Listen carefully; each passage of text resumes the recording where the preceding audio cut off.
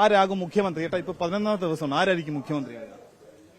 രാഷ്ട്രീയ സാഹചര്യം അനുസരിച്ച് ജനങ്ങളോട് പിന്തുണയും വി ഡി സതീശനാണ്. ഇതിപ്പോ കെ സി വേണുഗോപാലിന്റെ സ്ഥലമാണല്ലോ. കെ സി വേണുഗോപാൽ ഇവിടെ ഇപ്പോൾ കെ സി വേണുഗോപാലിന് ഒരു സമയം ഉണ്ടായിരുന്നു, കഴിഞ്ഞ് ഇനി അത് കഴിഞ്ഞ്. പ്രത്യേകിച്ച് അയാൾ പിന്നെ MLA അല്ല, MP ആണ്. അയാൾ കേന്ദ്രത്തിൽ തന്നെ അതിന്റെ അത് തുടർന്ന് പോകുന്നതാണ് നല്ലത്. വെറുതെ ഇവിടെ കിടന്ന് പ്രശ്നം ഉണ്ടാക്കേണ്ട കാര്യങ്ങളൊന്നുമില്ല.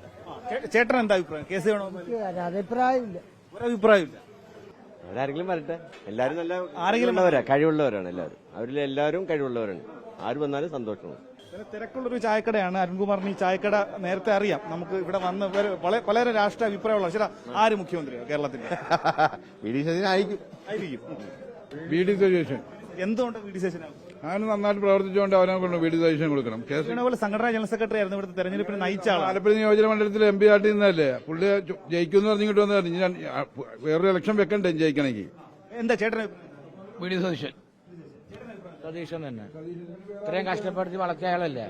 ആലപ്പുഴ നിന്നിട്ട് അയാൾ കളിക്കാൻ പറ്റുന്ന കേസ് എതിരെ നിന്ന ഒരു നേതാവ്, വെള്ളാപ്പള്ളിയുടെ ഇതിനെതിരെ നിന്ന ഒരു നേതാവ് എന്ന് പറയുന്നത് വി ഡി സതീശനാണ്.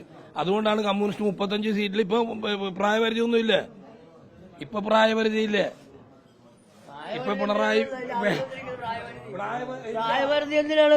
ഭരണത്തിൽ 10 കൊല്ലം ഭരിച്ച് വേണോപാല്. പിന്നെ MLA-മാരെ വിളിച്ചിരിക്കുന്നത് അതിനല്ലേ? MLA-മാരെ വിളിച്ചിരിക്കുന്നത് എന്തിനാണ്? MLA-മാര് കേസിക്ക് 42 MLA-മാരുണ്ട്.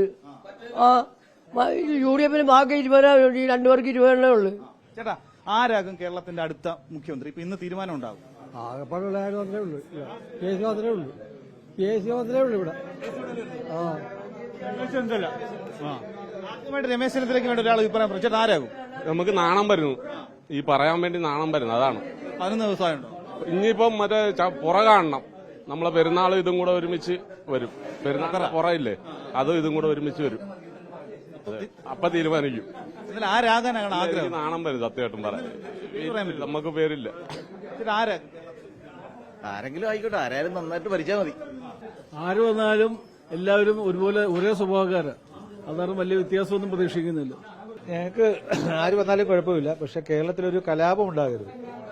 വളരെ കലാപം. എങ്ങനത്തെ കലാപം? കലാപം എന്ന് പറഞ്ഞാൽ ഗ്രൂപ്പിലെ തമ്മിലടിച്ച് ഈ കേരളം ഈ കിട്ടിയ ആ ഒരു അവസരം അനവസരത്തിലുള്ള ആക്കരുത്.